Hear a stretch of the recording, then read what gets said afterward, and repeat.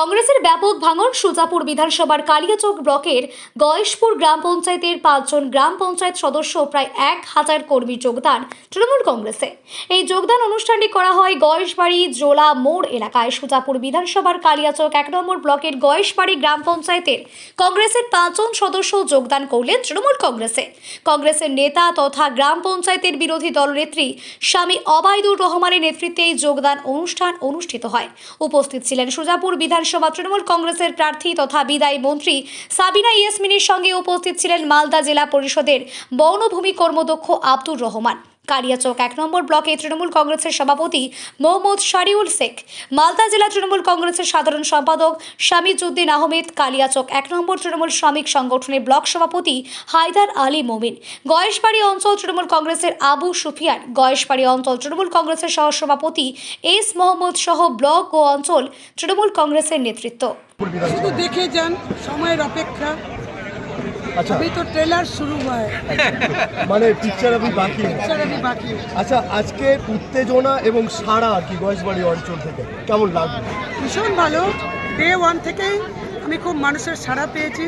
মানুষ আমাকে খুব আদর করে আপ্যায়ন করছেন এবং সবথেকে বড় কথা যে সকলেই জানেন যে মোথাবাড়ি আমার জান, তারপরেও মোথাবাড়িকে আমি ভুলে গিয়ে এখন সুজাপুর আমার জান হতে চলেছে। তার মানে বুঝে নিতে হবে যে কতটা আমি ভালোবাসা পাচ্ছি।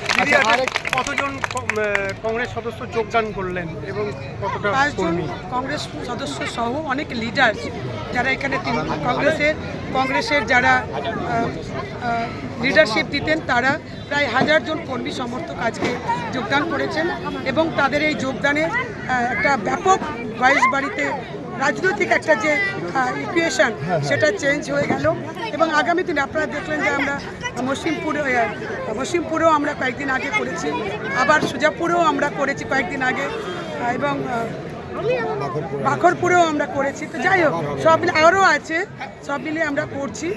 সমস্ত মেম্বার্সরাও বুঝতে পারছে যে মমতা ব্যানার্জির পাশে থাকতে হবে, দিদির পাশে থাকতে হবে। কংগ্রেসে থেকে সিপিএমে থেকে কোনো কাজ করা যাবে না। মানুষ কাজ চায়, মানুষ একজন ক্যান্ডিডেটের বা যারা মেম্বার তাদের কাছ থেকে কাজ চায়। যখন কাজ দিতে ব্যর্থ হচ্ছে, সুযোগ থেকে বঞ্চিত হচ্ছে, তখন তারা ভেবেছে যে না, দিদির পাশে থাকলে, মমতা ব্যানার্জির পাশে থাকলে আমরা কাজ করতে পারবো। বিভিন্ন পঞ্চায়েতে যোগদান সভা হচ্ছে, আপনার যোগদান করছে, জয়ের ব্যাপারে কতখানি আশাবাদী? দেখুন, জয়ের ব্যাপারে তো আমি 1000% আশাবাদী। শুধু আমি ভাবছি যে লিডটা কতটা বাড়াতে পারবো, তার জন্য পরিশ্রম করছি। আর আমার এখনও পর্যন্ত বিরোধীদেরকে আমি কোথাও ক্যাম্পেনিং করতে দেখলাম না।